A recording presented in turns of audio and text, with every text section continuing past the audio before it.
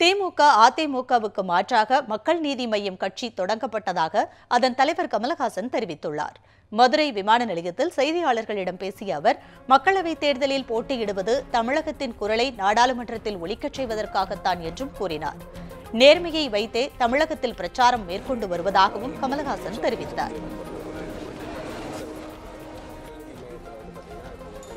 AIIMS அடிக்கல் நாட்டிட்டா போதுங்களா? அது நடக்க வேண்டாமா? அதை தொடர்ந்து அது யாராவது பார்க்க வேண்டாமா? எலெக்ஷன் நேரத்தில் பன்னீர் தெளிச்சுட்டு போயிடுவாங்க, அதுக்கப்புறம் காஞ்சி கிடக்கிற மாதிரி ஒரு இருக்கக்கூடாது இல்லையா? அதை கேட்பதற்கு குரல் வேண்டும்.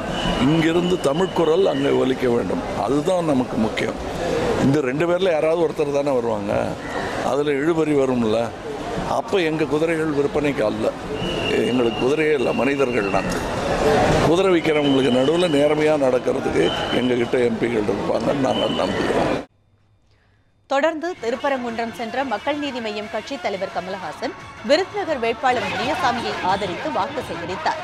அப்போது பேசிய அவர், கட்சியில் சிறு தவறுகள் நடந்தாலும் அதனை திருத்திக் கொள்ளும் தைரியம் தங்களுக்கு உண்டு என்று கூறினார்.